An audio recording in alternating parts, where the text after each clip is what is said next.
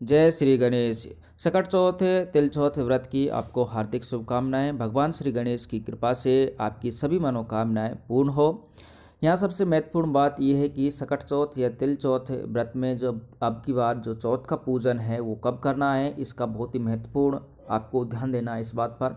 क्योंकि जो राहु काल में हम यदि पूजा अर्चना कर लेते हैं या फिर जो अशुभ मुहूर्त होता है उसमें पूजा अर्चना कर लेते हैं तो हमें व्रत का फल प्राप्त नहीं होता है। इसलिए आपको धर्मशास्त्रों के अनुसार संपूर्ण जानकारी दे दी गई है, जिसमें आपको कहानी कब सुननी है और इस व्रत के दौरान क्या क्या खाना चाहिए, क्या नहीं खाना चाहिए। इसी के साथ हम आपको ये भी बता चुके हैं कि व्रत की शुरुआत किस प्रकार की जाती है, व्रत कैसे करते हैं।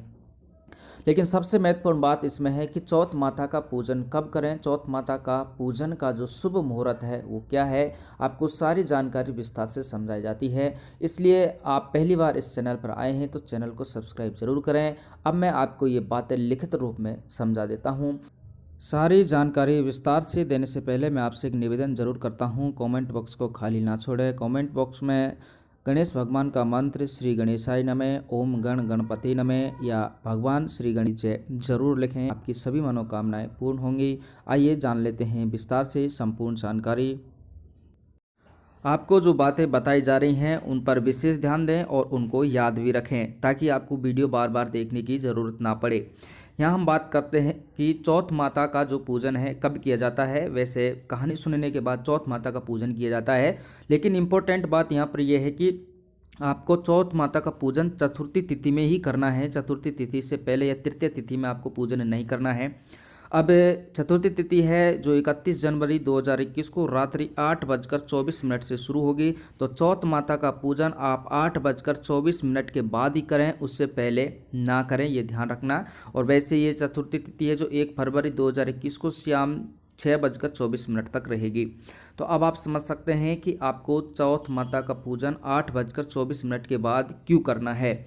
ये इसके बाद हम बात कर लेते हैं ये जो चंद्र उदय होगा वो 8:27 पर होगा। यानी कि ये जो समय है ये दिल्ली के अनुसार है। कई क्षेत्रों पर जैसे कि पूर्वोत्तर भारत की बात करें, हम पूर्वी भारत की बात करें तो वहाँ पर जो चंद्रमा है वो 8:24 से पहले से भी दिखाई देगा।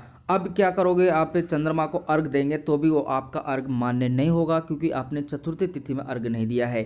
इसलिए यदि आप पूर्वी भारत से हैं, पूर्वी भारत में जो जिला जैसे पश्चिम बंगाल है, बिहार है, इसके अलावा असम है, मेघालय है, सिक्किम है, अरुणाचल प्रदेश है, यहाँ पर चंद्रोदय थोड़ा जल्दी उग जाएगा। और जब चंद्रोदय जल्दी उगेगा और हम उसको अर्घ देंगे, लेकिन हमारा अर्घ है जो चतुर्थी तिथि में नहीं दिया जाएगा, इसलिए वो अमान्य हो जाएगा। इस पर आप लोग खास विशेष ध्यान रखें कि आपको जो चंद्र यानी कि अपन कह सकते हैं जो आप चंद्रमा को अर्घ देंगे या फिर जो चौथ माता का पूजन करें, पहले आप चौथ माता का पूजन कर लीजिए 8:24 के बाद। उसके बाद आप चंद्रमा को अर्घ दे दें। और चंद्रमा है वो पूरे भारत की यदि हम बात करें तो 8:27 से शुरू हो सकता है। 8:27 से लेकर ये 8:50 तक आपको पूरे भारत में दिखाई देगा। इसलिए इन बातों का विशेष ध्यान रखें। चंद्रमा को अर्घ आप लोग चतुर्थी तिथि में दें, यानी कि 8:24 के बाद ही दें, उससे पूर्व ना दें। चौथ माता का पूजन भी आप चतुर्थी तिथि में करें, 8:24 के बाद ही करें। बाकी यदि आपको कोई डाउट है, कोई संदेह है तो आप लोग कमेंट कर पूछ सकते हैं।